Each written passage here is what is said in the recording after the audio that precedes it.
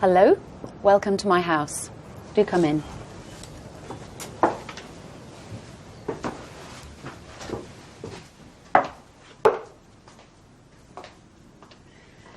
I'm Heather, and I live here at the old vicarage in a little village called Kirklington, which is just north of Oxford. And I'm going to show you my favourite room in the whole house. This is my kitchen, and I love it. I love its high ceiling and the fact that it's so light and airy. And because of this beautiful stone floor, the whole room sort of reflects the light that comes in and the sunshine. And this room is the hub of the whole house. The family gathers here at least twice a day for breakfast and dinner. The children, I've got 2 children, are constantly running in and out of the kitchen with the dog, round the table, playing under the table. So I'm going to show you some of my favourite features of the room. This is my favourite thing in the kitchen. This is my beautiful old Aga, a traditional old cooker, which warms the whole house all the time, and I do all my cooking on it. And if the kitchen's the hub of my house, I would say the Aga is the hub of the kitchen. It's just so warm and welcoming. Another favourite thing is my beautiful old oak table, which has been in the family for generations. It belonged to my great-grandmother. And we sit round here for all family meals. This is an interesting feature of the table. This is a burn mark, and we assume it was made by an old-fashioned iron, which would have been heated in the fire back in my great-grandmother's day. Somebody must have put the iron down on the table, and it left this rather endearing mark, which we're very fond of. And another favourite family heirloom is my great-aunt Flora's porcelain tea service in the lovely old dresser over there. We hardly ever use it because it's too special, but I just really like looking at it. And over here, this is my favourite part of the room. Through the French windows, I can just look out onto the garden. Lovely garden. We have an old gardener called Mr. Brown who comes in and helps us with it. He plants new flowers and shrubs all the time and just generally keeps it looking nice. And I have 2 favourite positions where I like to sit in the kitchen. I like to sit in this chair in the morning, have my cup of coffee after I've done my chores, and in the evening I like to sit in this chair with a glass of red wine while the dinner's cooking and just enjoy the light in the garden. So this is our favourite room in the house. Isn't it, Tiffin? Tiffin's our dog.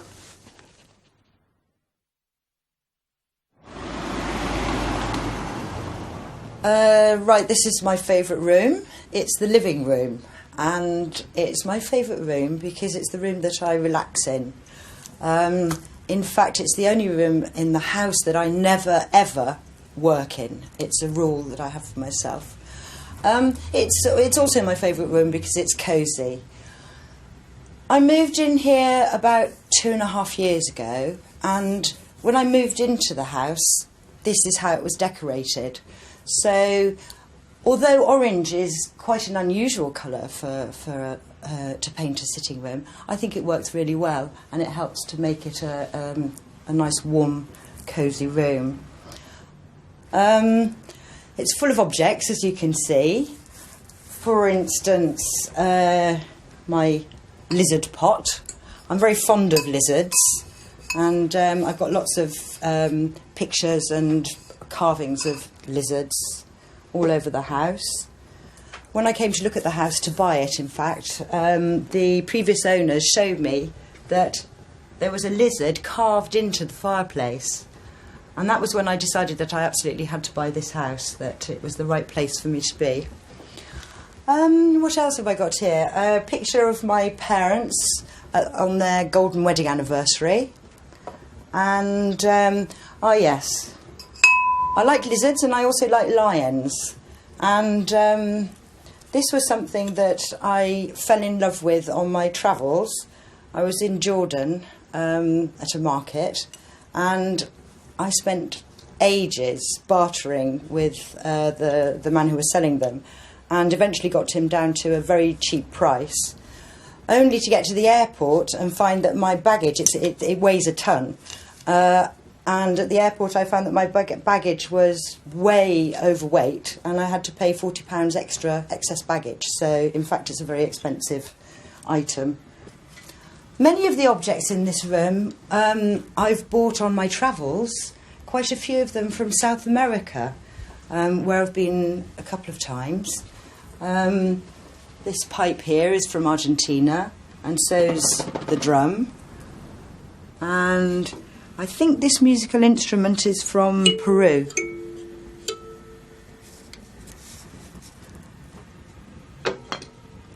These cushions are from Istanbul. So that was a great memory.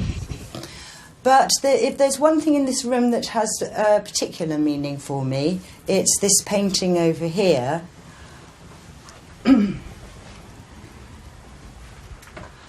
This was a portrait of me at age 13, and it was painted by my grandfather. This is a small room, and there's too much furniture, really. There's not enough space, but because it's the room where I relax, I needed some comfortable furniture, and that's why I've got two enormous comfy sofas. It's the room where I socialise, so I needed plenty of places for people to sit. What else do I do in here? I definitely don't work.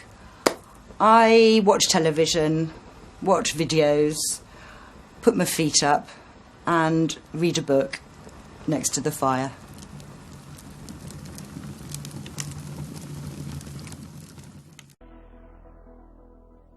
Today is my birthday. I got this DV cam, so this is my video diary. I'm 25 today. That's a quarter of 100. Today is the first day of the rest of my life. I'm going to get into shape, eat less, exercise more. Oh,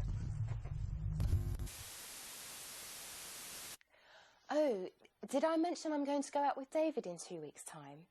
Yes, David asked me out, and I've got to look good. So, this is my new fitness rota. I'm going to go running once a day, and I'm going to do exercises twice a day, morning and evening, and I'm going to go swimming 3 times a week. And I'm going to eat less. That's every day. No snacks, no crisps, no sweets, and no cake.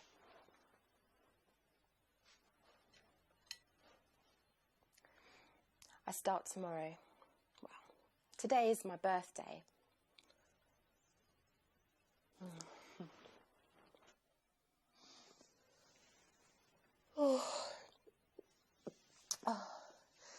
It's 6 o'clock in the morning, and I'm going to go running. And I feel a bit sick, actually.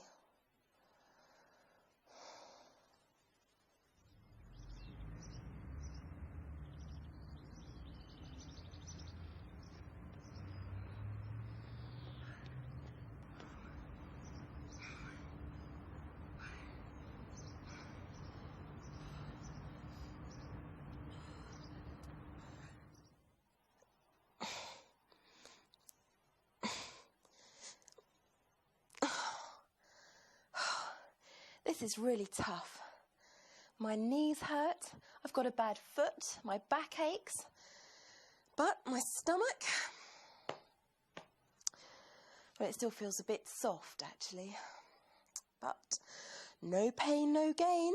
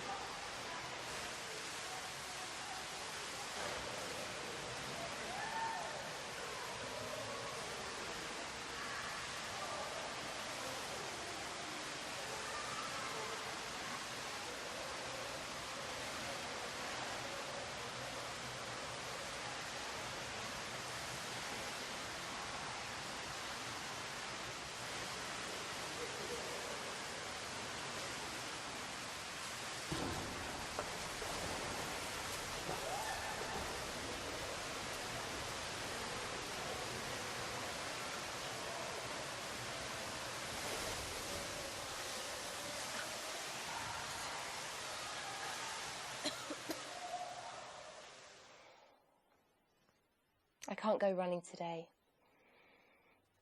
I've got a stomachache from all those abdominal exercises. It really hurts. And, well, it's raining. And it looks really cold.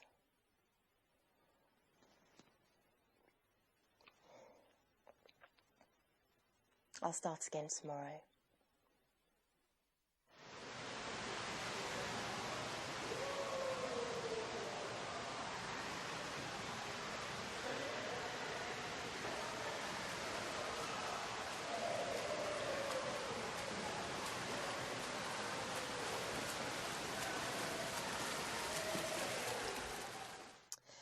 I'm into my second week now, and, well, I'm not following the rota.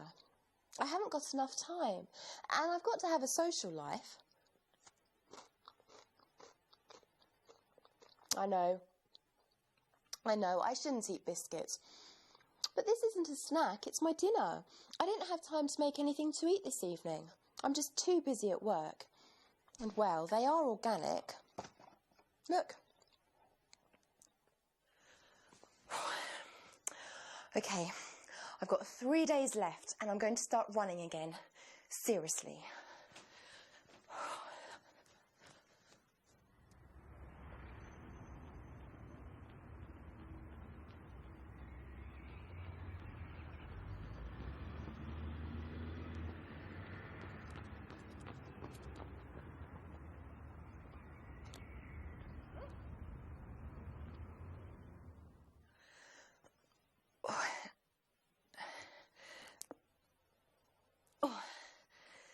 This is the last day. My date with David's tomorrow, and I've got a bit behind with my training, so today I'm going to do everything.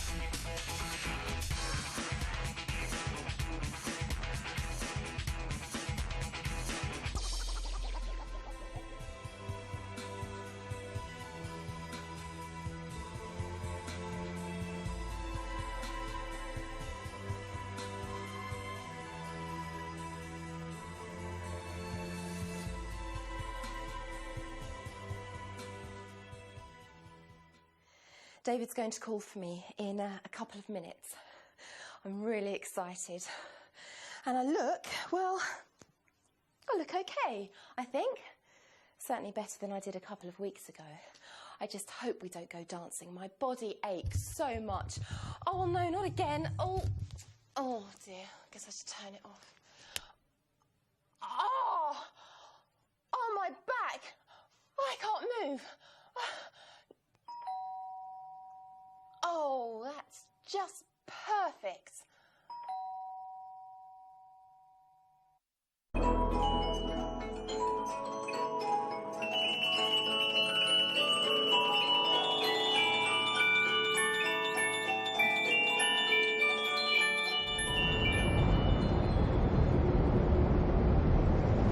Did your life used to be very different to how it is now? My life is very different than it used to be. When I was growing up, I lived in San Diego, California, in America, where it was hot and sunny every day, even including Christmas. Now that I've grown up, I live and work in London, where it's rainy and cold almost every single day. This is the park that my brother and I used to come and play in at the weekends. I don't remember it being quite so scruffy, and also today's quite grey. I remember it always being sunny. Who were your friends? My best friend was a boy named John Curtis, and the thing I remember most about John was the fact he was a really fast runner. And we used to walk to school every day, and we passed this big, vicious dog every day. and John would run back and forth teasing the dog. However, one time he wasn't fast enough and the dog bit him right on the bottom, so he stopped after that. I had a best friend called Claire Gibson. We used to play together all the time. We used to, when we were about 8, we used to enjoy playing spies. I remember we set up a secret society in my garage, and I remember we enjoyed going out pretending we were on a mission by following other people. Did you ever do anything naughty? I didn't do too many naughty things when I was a kid. However, when I did the one time, I got in quite a bit of trouble. Me and John climbed to the top of a very tall tree that ran alongside the building where we went to school. It was quite high up. And when we got to the top, we realized we were too scared to climb back down. So they ended up having to call the fire brigade, and they put a big ladder and brought us down. And both of us got suspended and grounded by our parents. My older brother was quite a bad influence on me. When we used to take the bus home from school, we used to avoid paying fares by sitting at the back of the bus, and when the bus conductor came around to collect fares, we used to turn away and look out of the window so that the conductor would think that he had already collected our fares. Then we would get off the bus and spend our bus fare on sweets. Let's talk about your school days. Were there any teachers you particularly liked? There was one teacher I particularly liked when I was going to school in the States, and her name was Mrs. Date. And we called her the Date because she was plump and very sweet and just a really nice, wonderful woman. And that's why we called her the Date. There was a particular teacher. I went to a Catholic school, and my favourite teacher was a nun called Sister Berkman because she was a fun nun. Were there any teachers you particularly disliked? There was one teacher all the children disliked, and his name was Mr. Wolken. And because he was mean and he was covered with hair, we called him the Wolfman, because he really was a monster. He could make any child cry within about 3 seconds. There was a teacher called Miss Story who I didn't like because she was quite cold, strict and frightening, and she was constantly telling me off for giggling. What was your favourite game? My favourite game when I was growing up was a game called kickball. And kickball is just like American baseball, except it's played with a bigger ball and you actually kick it. And one time when I was playing kickball, I was running out to catch a ball that had been kicked very high. And as I just went to catch it, I turned around and ran into another child. And it knocked all of my teeth out. But luckily, they were able to put most of them back in. When we came home from school, we had a friend at the end of the road who had a dressing up chest. We used to go there and we used to play dressing up. My favourite was dressing up as a pirate or a princess or a cowgirl. Then we would play in an imaginary world. What was your greatest wish? My greatest wish when I was 8, growing up, was to be a professional skateboarder. So I worked really hard, I skateboarded a lot, and by the time I was 12, I achieved my goal, and I became a professional skateboarder. I always wanted to be either a nun or a pilot. A nun because of Sister Berkman, my favourite teacher, and a pilot because I thought it'd be really exciting.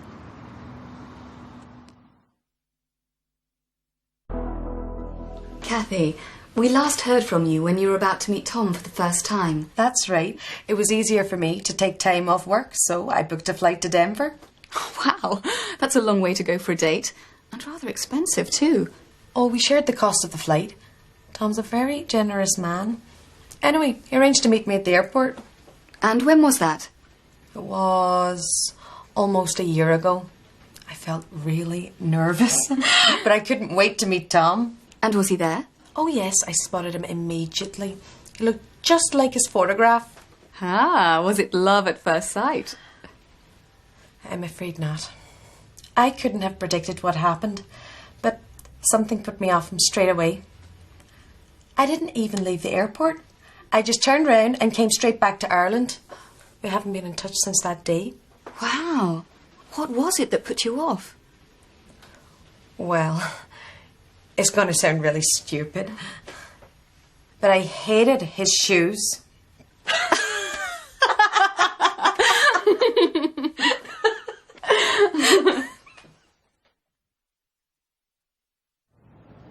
Lisa and Joel, are you still married? Oh yes, very much so. We've been married for a year now. In fact, we've just celebrated our first wedding anniversary. Oh, congratulations. How have your lives changed since your unusual marriage? Well, my mother hasn't spoken to me since the day we got married. That's the good news. But no, I'm joking. We're really upset about it. But we've moved away from our hometown. Really? Why did you decide to do that? Well, everybody knew about the competition and the wedding, and we turned into tourist attractions. We couldn't walk down the street without strangers coming up to us and asking us all these personal questions. So where do you live now? In Adelaide. We've been there for about 6 months now, and we love it. This is a story from when I was about 5 years old. I had a friend who lived next door, and one day we were playing in my room and we decided to make a scientific concoction, a scientific experiment. So we took all of my mother's shampoos and nail varnishes and perfumes and we poured them all into the bath. She came in about half an hour later and went absolutely crazy. She sent my friend home and I wasn't allowed to go out for a whole week afterwards. When I was younger, my sister and I had dolls. We're twins and we both loved our dolls. One day when Kim went to school, she left her doll and I decided to cut the hair off her doll with a pair of scissors. When she came back from school, she was very angry and she didn't speak to me for months. Well, when I was young, I used to live on a road with several other children who lived around. And there was a friend across the road called David who had a big plum tree in his garden. Lots of big, fat, juicy plums used to come every year.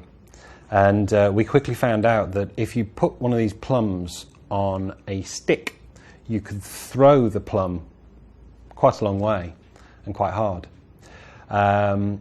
Anyway, also in the road where I lived, there was an old man who was always complaining about us cycling on the pavement and just generally making a noise like children do.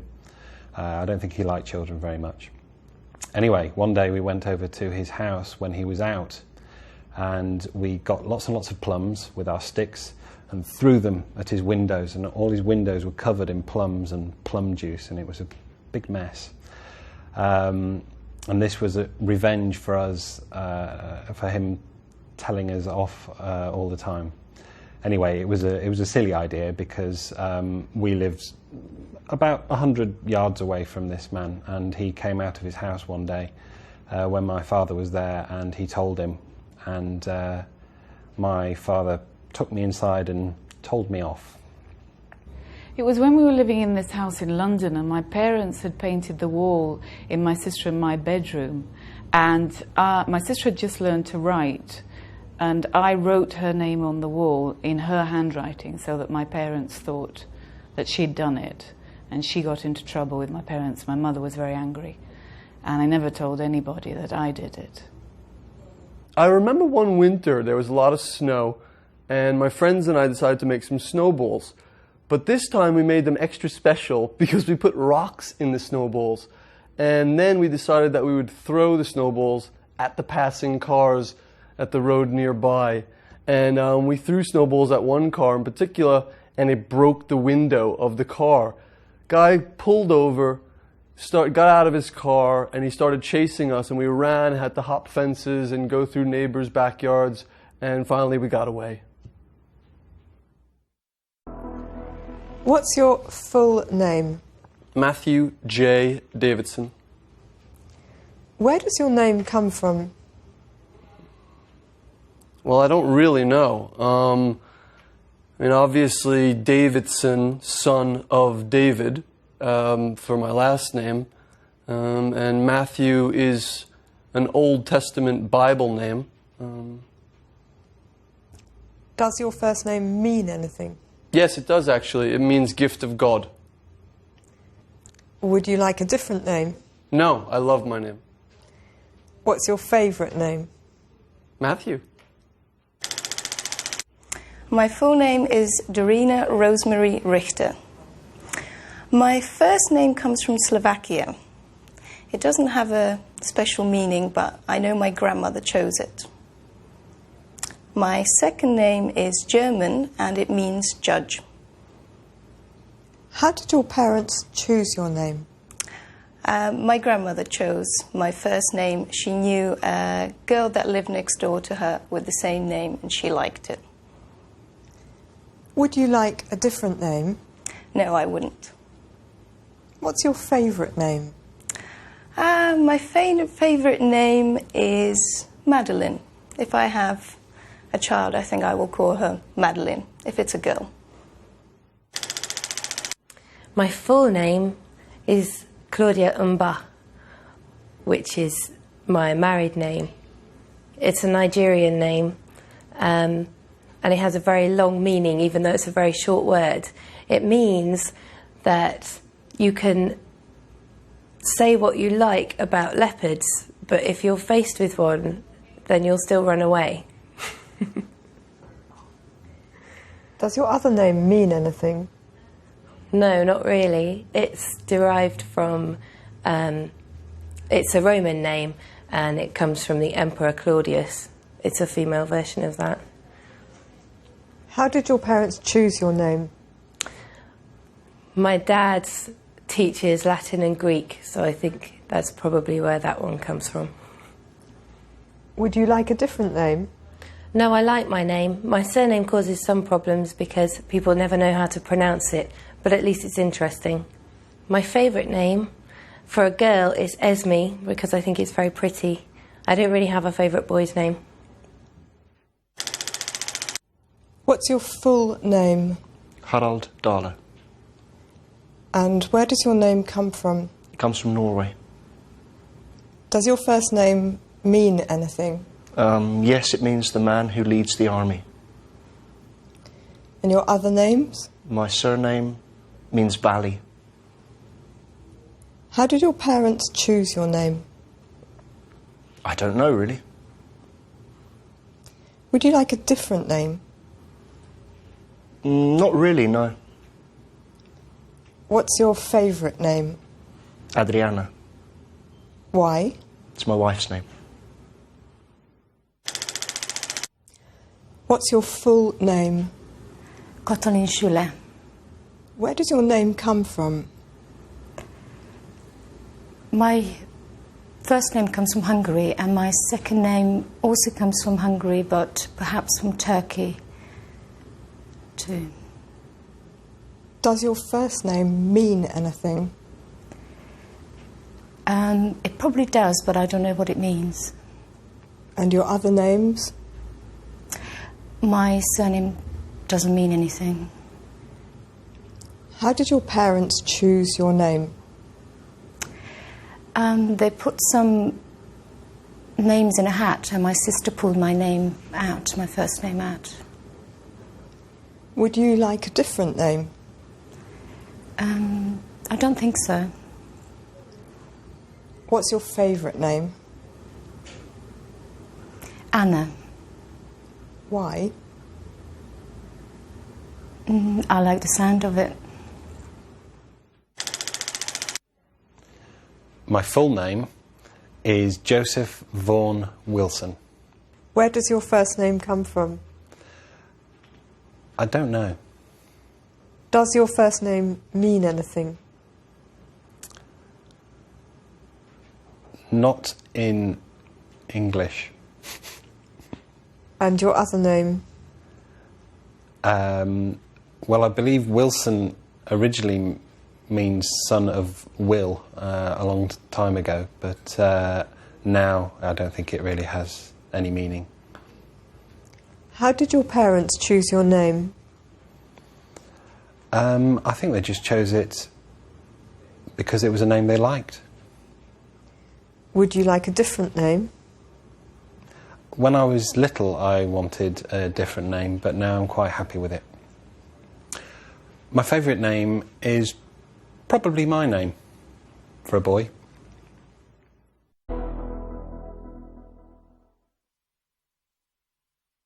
Yes, I do lots of sport. I do yoga and swimming and aerobics to keep fit. At weekends and on holidays I like to go walking or cycling and sometimes surfing. No, none at all. It's far too much like hard work. Yes, I play football every Monday, 5-a-side, but I go in goal because I'm not very fit and I don't like running around so much. Oh, as little as possible, because I find it really hard to fit it into my daily life. I'm very busy and I just can't find the time. Actually, I don't know. I should do some sport, but the thing is I've never been very good at it, particularly team sports. So I realise that I'm not in very good shape at the moment and I need to find some way of doing exercise.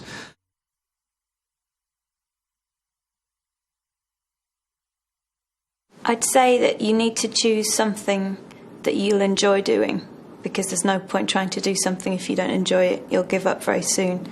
And it has to be something that's convenient for your lifestyle. So, for example, choose a gym close to your office or something like that. You would have to do something you enjoy.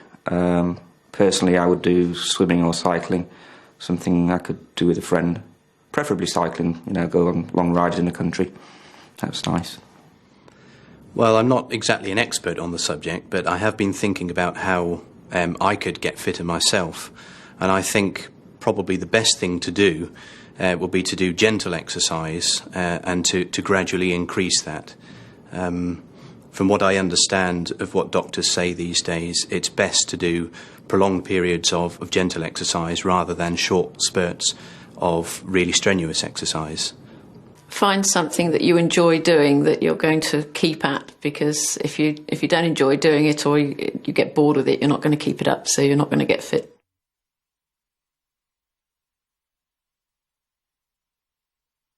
I try to eat healthily. I eat a lot of fruit and vegetables, but I do have a sweet tooth, so I have to eat chocolate occasionally. I don't make any special effort to eat healthily. I eat what I like. I don't eat a lot of red meat, but because it's expensive, and I like vegetables and fruit, but I don't think I eat particularly healthily, no. I would say I do eat healthily, yes. I try and eat a balanced diet, not too much meat, lots of fresh fruit and vegetables. I probably eat a little bit too much, particularly between meals. I've got quite a sweet tooth, and that's not good. I can see the signs of an expanding waistband now. So during the week, at lunchtime, I have a very good lunch at work. But in the evenings, because I live away from home, it tends to be takeaways, fast food, microwave dishes. Not very good stuff, really.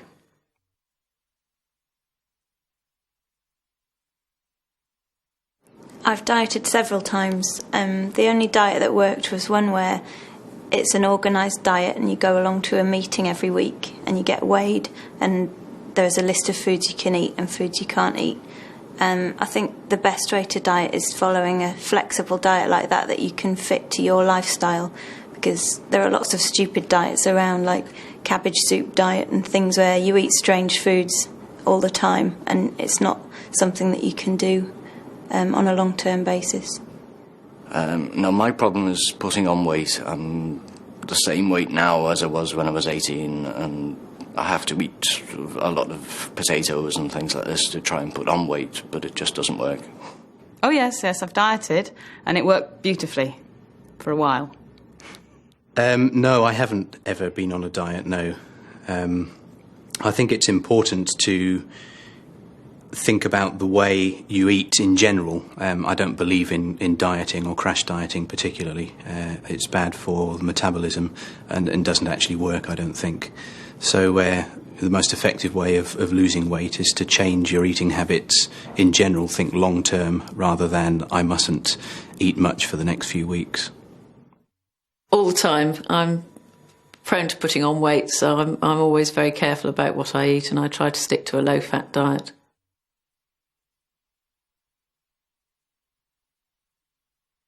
I hate smoking. I hate the smell of it, and I hate when you walk into a room and you leave the room smelling of smoke. I think it's a disgusting habit. I don't like the smell. Smoking makes you smelly. I don't like that really. But I do quite like the idea of sneaking out from work and having a quiet 10 minutes by myself while everybody else is still working. I like that about it. I'm very anti. I used to smoke a long time ago. I'm one of those horrible reformed smokers. I'm now very anti it. I won't allow people to smoke in my house, and I think it's just a very antisocial habit. Don't want to have anything to do with it. I find it quite unpleasant. If I'm in a room where there are a lot of smokers, it affects my eyes quite a lot, and my chest too. I'm an asthmatic, so I find it very unpleasant. I am a smoker, actually. I smoke about 20 a day. It's not really something that I enjoy, to be honest. It's just a habit and an addiction, really.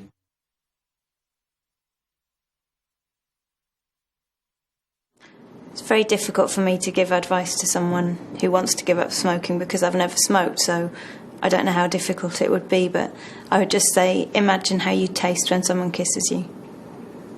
You've got to really want to give up for your own reasons, not because they tell you, somebody tells you, but you should find a good reason for yourself. It's hard to say, not having been a smoker myself, but perhaps something for a smoker to bear in mind would be the effect it has on other people who don't smoke.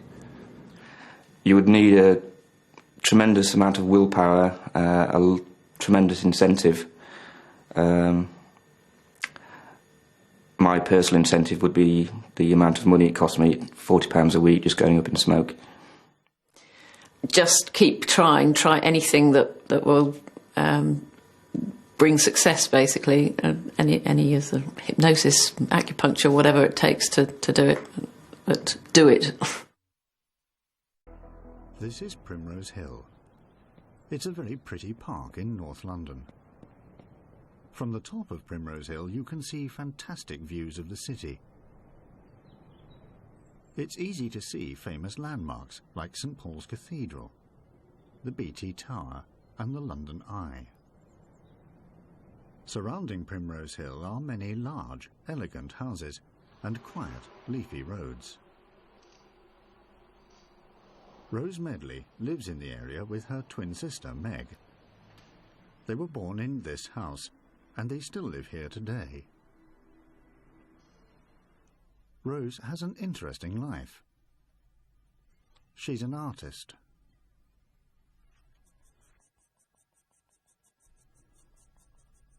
Rose and Meg get up at about 9 o'clock. They always have breakfast together, but it can be a bit difficult.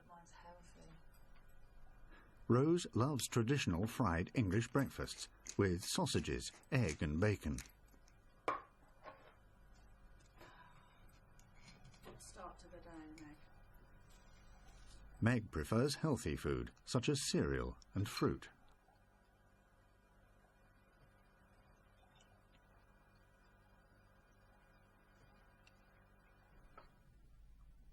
When Rose is busy, she sometimes works for up to 10 hours every day. Rose, what kind of work do you usually do? My work varies widely from portraits for people, murals in houses and bars, and sign writing. At the moment I'm working on a piece for the pub sign for my local pub in Belsize Park. This huge sketch is a sketch for a painting by Salvador Dali that hangs in a tapas bar in Jericho in Oxford. This is my first portrait I ever did from a photograph taken in Crete of me and my boyfriend in 1999. This is a drawing of a lion simply because I love lions and I'm a Leo. This is a portrait I did of my mum's boyfriend David for his 60th birthday. This is a little girl called Layla, who's about a year old at this point. She's from Barcelona in Spain. This is the mural I did in my own house for practice. It's very difficult, but I'm very pleased with it. When she needs a break from her work, Rose often plays in the garden with her dog, Bray. Bray's very lively and he enjoys running around. Come here. You're a good boy. And every weekday, Rose meets a friend's son at school and takes him home. She does this to help her friend, who is often busy at work. Although she loves London, Rose also enjoys exploring nearby towns and cities. She especially likes Oxford, which is quite near to London. She goes there to look at the buildings and enjoy the historic atmosphere. If she has time, she goes window shopping. The shops in Oxford give her ideas for her artwork. In the evening, Rose and Meg normally eat together. It's a relaxing way to end the day. They usually eat in front of the TV. Oh no. I'm terrible. They love watching soap operas. Did anyone else go? The beautiful village of Helmdon is in the Midlands, in the heart of England. People have lived here for generations, and many of them work on farms. It's a small community with a church and a pub.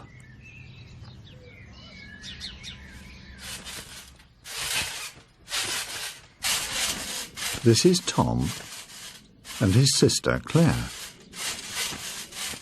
And this is Luke and his sister Connie. The boys are 14 and the girls are 12. They all go to Magdalen College School, which is just outside the village. And these are Tom and Claire's parents, Gillian and John. And John's brother Jeff and his wife Pauline, who are Luke and Connie's parents. And all the parents went to the Magdalen College School too. What do the children think about their school? And how has it changed since their parents were there? What was your favourite subject at school? History. Why? Because I enjoyed it the most, I found it the most interesting. History, because I liked the teacher. Typing and shorthand, because I had a lovely teacher, she made it very enjoyable. Mathematics, because I enjoyed it. PE. I like sport. English. Music. I like playing the guitar. Art, because I'm probably the best at art and I like drawing. What subjects did you study? English, English language and English literature, history, science, maths, dressmaking, shorthand and typing. Maths, English, modern languages, science, geography, history, sport. I can't think of any others. Do you like your teachers? Some are okay, but some are just really horrible. Yeah, I like them. They're cool. Who was your favourite teacher? My French teacher. Why? Because he only had one arm and I admired him as a man. Mr. Beresford. Why? Because he was a very good teacher. Who's your favourite teacher? I don't really have a favourite teacher. Mr. Blunsdon. Why? Because he teaches my favourite subject. Which is? Music. My RE teacher, because he's fun and he's really nice as well. What were the school rules like? You had to stand up as soon as the teacher came into the room, and again when they left. No smoking, no alcohol on the premises, do not run, always walk. You had to wear your cap from the moment you left your home in the morning till the moment you got home at night. You're not allowed to chew gum. You've got to obey the teachers. You have to arrive on time with everything you need, and no running, pushing, no chewing gum, and you have to wear set school uniform. What were the punishments? The punishments were more physical than they are today. A teacher would shout at you, maybe even hit you. If you'd behave really badly, you'd be sent to the head and you'd get a ruler over the palm of your hand. You were given lines, or you had the slipper, or you had the cane. They'll tell you off, and then they might move you, and then yellow sheet, then break time detention, lunch time detention, then after school detention, then they might ring home. Did you have to do homework? Yes, we did. About 90 minutes. Yes, you do have to do homework. If you don't, you will get detention. You're meant to do an hour's homework every night. What were your school dinners like? Excellent. What did they consist of? A meat and 2 veg, followed by a pudding. Delicious. They were very traditional. Potato, meat pie, and a nice pudding. You can get stuff like chips, burgers, hot dogs, sometimes pasta or sausages or baked beans. Did you have to wear a school uniform? Yes, I did. The summer uniform was a blue cotton dress. Yes, we did. Black shoes, black socks, black trousers, grey shirt, tie, black jacket and a cap. You have to wear a school uniform all year round. It's quite nice in the summer because there's no ties and you're sometimes allowed to wear trainers. In the winter you wear black trousers with a shirt and tie and school jumper, and in the summer you wear black trousers, or girls can wear a skirt and polo shirt, and then if you get cold, a school jumper. Do you think your children will go to the same school? Yes, I think they will. Maybe. I'd like them to, considering I've been and my parents have been, so yeah, it'd be cool. I don't know. If we live near here, then yeah.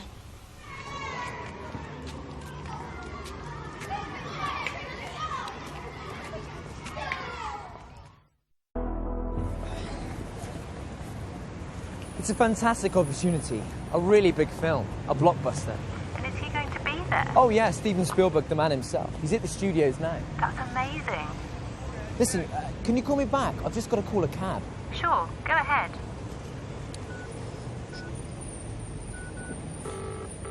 One, two, three, taxis. Hello, can I have a cab for Belsize Park, please? I'm outside the delicatessen. What name, please? King, Alex King. And where are you going? To Ealing Studios. Is that the film studios? That's right. And when would you like it? As soon as you can. I've got a very important appointment. Okay, I'll just check to see if we have any cabs in your area.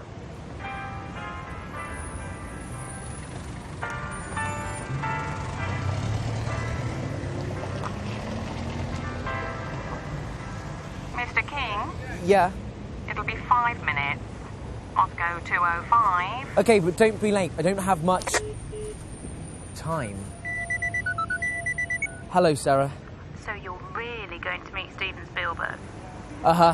He's attending all the auditions. I'm in the running for the main character. When's your audition? In an hour. Where are you now? Don't worry. It only takes 45 minutes to get there. Hold on, I've got another call. I'll get back to you. Hello? Could I speak to Alex Keane, please? King? I'm sorry? It's King. Alex King. You said Keane. Oh, I'm sorry, Mr. King. My name's David Antonucci. I'm ringing from Ealing Studios on behalf of Mr. Spielberg. Oh, right. I was wondering if you could be here a quarter of an hour earlier. Mr. Spielberg has another engagement, and then he has to leave immediately for the airport. No problem. I'll be there. I wouldn't miss this for the world. Thank you very much. We'll see you soon then. Goodbye. Bye.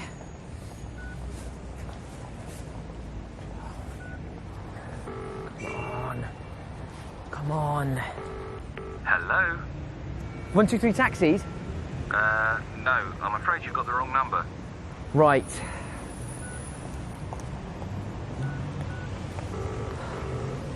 One, two, three taxis. Hello, it's Alex King.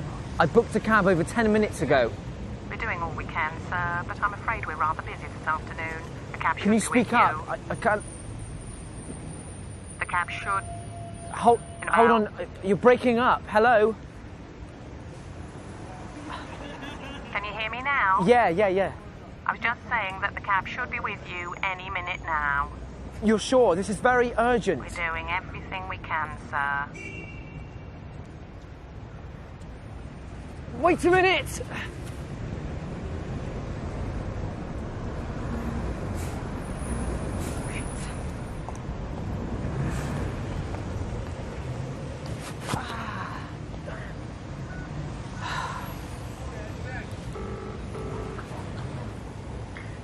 Hello, can I have a cab for Belsize Park, please? It's urgent. No problem, sir. We can have a car with you in just 15 minutes.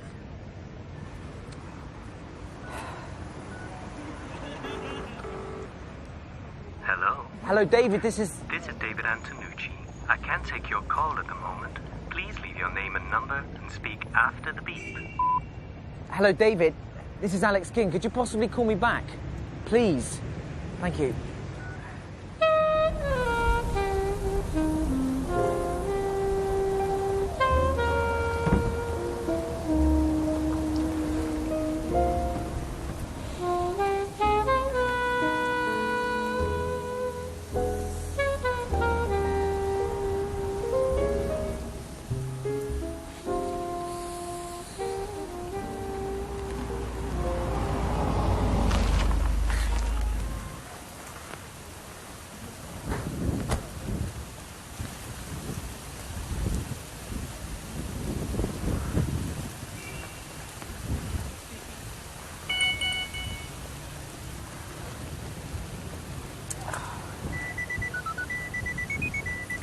Hello? Alex, hi. I got your message. I think it'd be better if you spoke to Mr. Spielberg directly. Directly? In person. Is that okay? Oh, yes, absolutely. That's cool. Excellent. Mr. Spielberg? Hello? Mr. Spielberg? Yeah? This is Alex.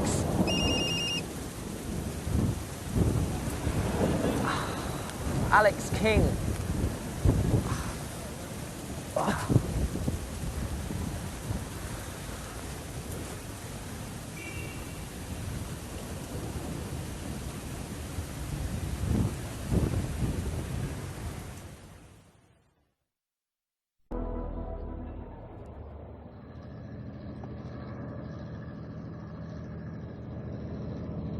They say if you stay here long enough, the whole world will pass you by. Some come to see the sights, some to get a job, some to find love, some to make a fortune. And a few of them are even lucky. There was once a man called John Chapman. He lived about 100 miles north of London, a little village called Swaffham, in a tumble-down cottage underneath an old oak tree. He was a straightforward man, hard-working. He was a peddler, travelling salesman, although in those days you had to travel by foot. But one night he had an extraordinary dream. He heard a voice calling his name. John Chapman, John Chapman, get up off your back, man, and pick up your pack. Take the broad track, go to London, stand on the bridge, and you will find a fortune. Well, of course he took no notice of it. It was only a dream. But the next night, the dream came again. And the next. 1, 2, 3. 3 times lucky, they say. So John Chapman, he took his pack. He said goodbye to his little cottage and the old oak tree up above, and he took the broad track. He took the high road. He took the low. He took the fast road. He took the slow. He took the broad road. He took the narrow. And he didn't stop walking till he got to London town.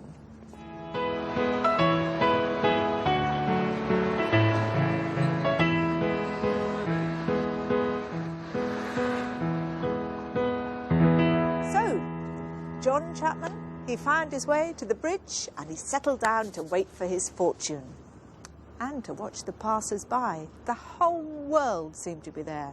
There were people, animals, horses, coaches, carts, carriages, people buying, people selling, people walking up and down, shouting, laughing. And John, he stood and he waited. And he waited. And he waited. All day long. And the next day he waited and he waited and he waited all day long. And the third day he waited and waited and waited and nothing happened. Nobody stopped, nobody looked at him, and absolutely nobody came and gave him a fortune. At the end of 3 days he was cold, he was tired, and he was very disappointed. Well, maybe he shouldn't have thought about a dream. Maybe he shouldn't have followed a dream. He was just about to go when a barrow boy called to him. "Oi," he said, "you, I've been watching you. You've been standing there for 3 days. You're not buying, you're not selling, you're just waiting. What you up to?" So John Chapman, feeling a bit of a fool, told him all about his dream. Laugh. The barrow boy, he laughed till the tears rolled down his cheeks. "You listen to me, mate," he said. "The only way you're going to get rich is by keeping your nose to the grindstone, working hard." I have dreams too. I had a lovely one the other day. I dreamt I went to some place, Swaffham, a little village, and there was a little cottage with a big oak tree. And I started digging under the oak tree and I found a load of gold. That's what I could call a good dream. But did I go chasing after it? Course not. You listen to me, mate. You remember my words. "Thank you. Thank you," said John Chapman. "I will remember your words." And off he went back home.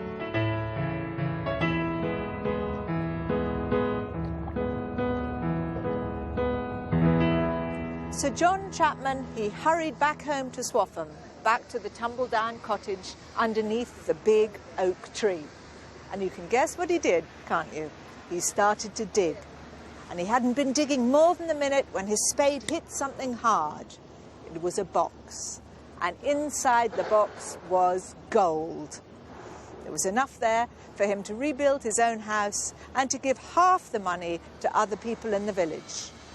And in memory of him, they put up a statue right in the middle of the village to John Chapman, the peddler, who went to London to find his fortune, but he found it in his own backyard.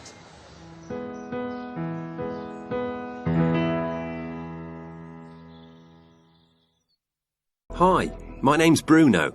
I'm a collie. And these are my humans, Bob and Alice. They're both in their 30s, which is still quite young for humans. They're kind and have nice personalities, although I don't think they're very intelligent. Alice has got a very positive attitude to life. She laughs a lot and she gives me unconditional love, which is nice. Bob often does silly things that make me smile. He isn't very independent. Alice makes all the big decisions, and I suppose he's a bit lazy. But he's a good companion. It isn't always easy living with humans, but on the whole, we get on very well.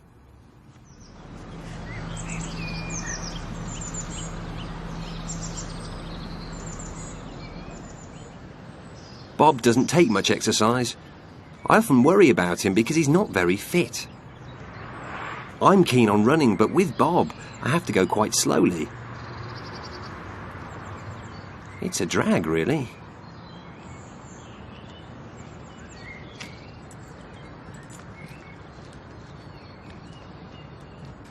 It's better in the park, though.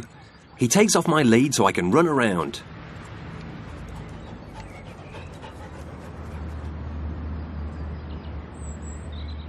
The park's really cool.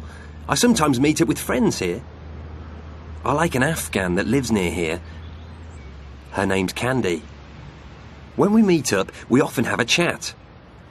She's quite intellectual and just loves asking difficult questions.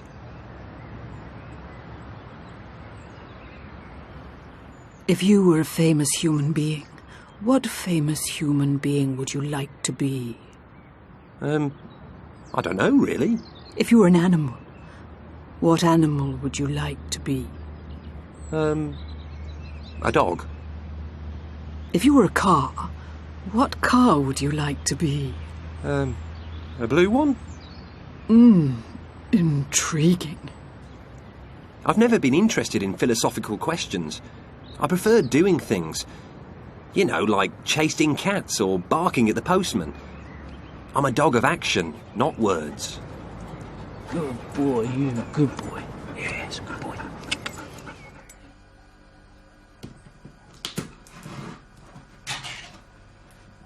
Here you are, Bruno. My humans nearly always give me tinned food. It isn't very attractive, is it?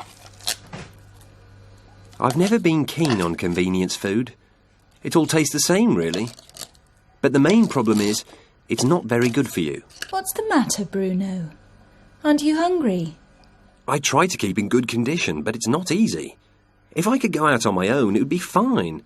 But, well, I have to go out with Bob, and Bob doesn't like running. I suppose I worry about it a bit because your health's the most important thing, really. Would you like some biscuits, Bruno? Come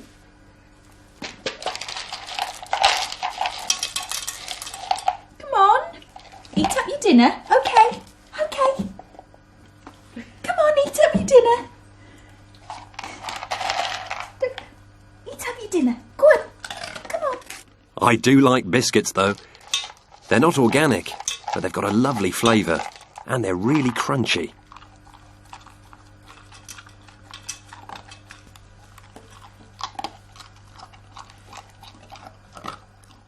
In the afternoons, I enjoy a little nap.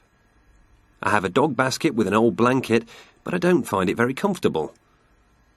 I prefer sleeping on their bed. Unfortunately, Alice disapproves of this. Bruno! How many times have I told you? Get down! I hate it when humans keep you awake during the day.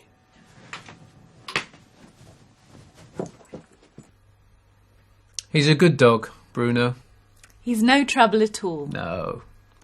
I just have to take him for walks. But that's all right, really. It gets me out of the house. He's very loyal. Oh, yes. Dogs are loyal. Man's best friend.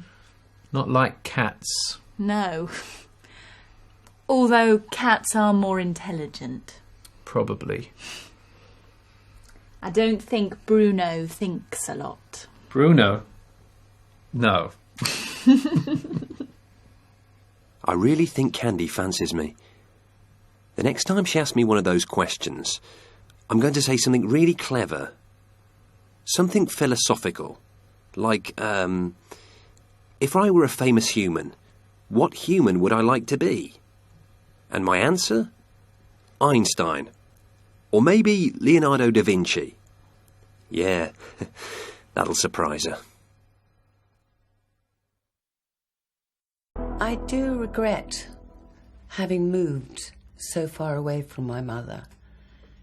If I had stayed near her, I feel I would have been able to help her more. Even though she is a very independent woman. Because of her age, she doesn't get about as as well as she used to.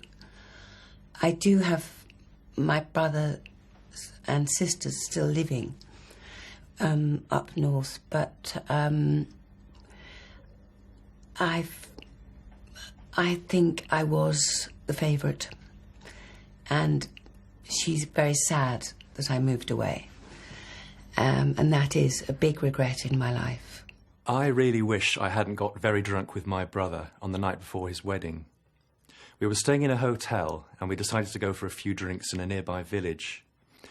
Unfortunately, we had a few drinks too many and we got lost on the way back. So we decided to sleep the night in a cornfield, which we did. We eventually arrived back at the hotel 1 hour before the wedding was due to start, and people were a little bit upset with us. I wish I'd gone travelling straight after school. I wish that I'd taken a whole year out and gone to all the places that you never get a chance to go to. I always quite fancied getting the backpack on my back and even just walking or cycling and getting to those bits that are off the beaten track. I've done a bit of in my time. I've gone to Thailand and the States and things like that, but I've always quite fancied a whole year just getting out there and going out and seeing what's out there. But I haven't done it, and I don't know if I'll get a chance to now. I suppose my biggest regret is not knowing my father better. When he was alive, my mother was very dominating, and therefore he tended to hide himself behind a newspaper or a book. And I regret, really, not spending more time with him, getting to know a bit more about him. And he was a very interesting person, but I really think I could have got to know him better. A couple of years ago, my two brothers, fulfilled our long, cherished dream of driving across America over about 5 weeks. They went from Georgia to California, and I didn't go with them because I had a job and I couldn't really afford it. And while I admit that it was the right thing to do because I couldn't afford it, I do wish I'd gone with them, because I don't think I ever will now. I regret not continuing to work in theatre. I think that if I had stayed in theatre, I could have been maybe rich and famous, quite successful, and I think I would have enjoyed the work in the end. I know that friends of mine who did continue to work in theatre have done very, very well and have become quite famous. And maybe I could have become famous and just travelled the world, met different people, had a really exciting and very different life. But I wasn't strong enough to keep going through the difficult times. I have very few regrets in my life, but this is one of them. When I was 18, I was a student. The year was 1965. And there was a girl who joined our college. She was in the next class to me. And she was the most beautiful creature I'd ever seen. She was 21 and she'd been to art college previously and to me seemed terribly sophisticated. She had black hair, olive skin, and the most beautiful, sparkling black eyes. And whenever she came into the same room that I was in, I would really lose my breath. I was so shy, I could never speak to her, but I did go out with her best friend for a time. I wish I'd gone out with her. Maybe life would have been different. I regret not having learned to swim when I was a child. I've spent many summer holidays watching my friends having fun in the swimming pool or at water skiing or something like that. And I've been sitting on the beach watching them thinking it would be great fun to join in. And now that I'm an adult, it's much more difficult to learn. Oh, great.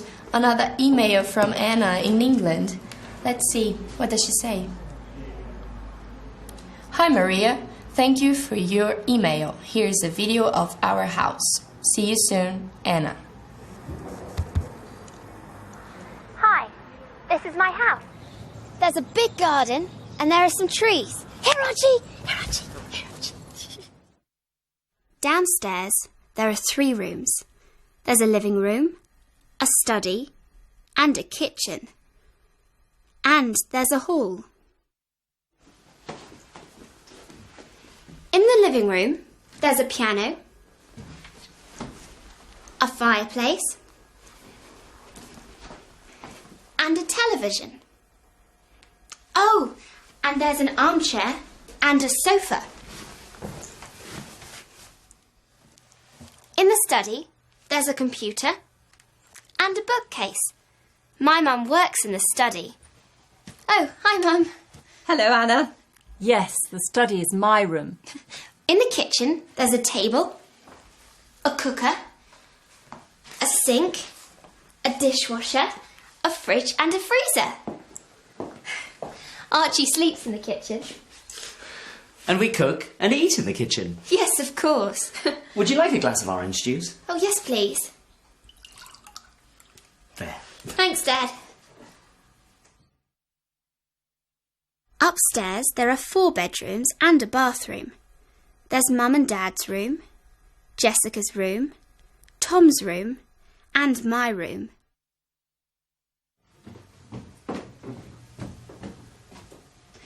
That's Jessica's room. It's very nice. That's Tom's room. It's, okay. In the bathroom, there's a bath, a toilet, and a sink. And in my room, there's a desk, a bed, and a stereo. I love my room. It's the best room in a house.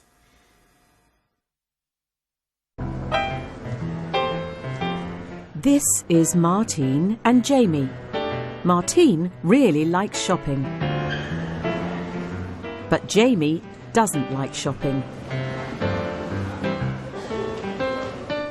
Martine buys a jacket, a skirt, and 2 pairs of jeans.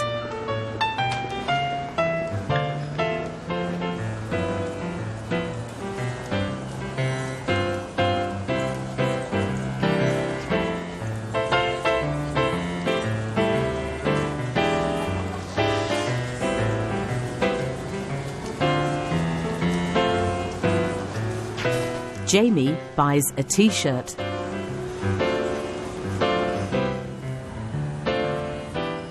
I really like shopping. I love buying clothes. I go shopping every weekend. I don't like shopping. I really don't like buying clothes. I like playing football and going to the pub at the weekend. Really? Yes. Martine takes Jamie to 7 more shops.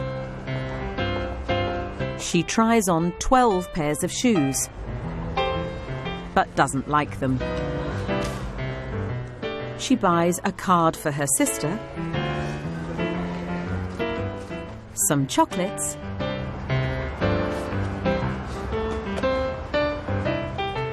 and some flowers.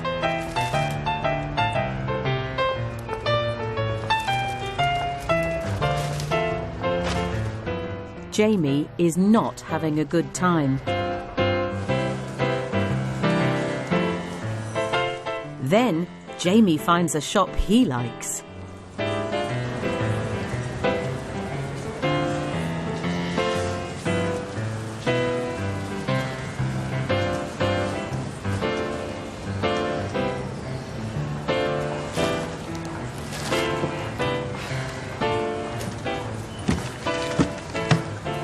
Jamie, you have 5 guitars? Yeah?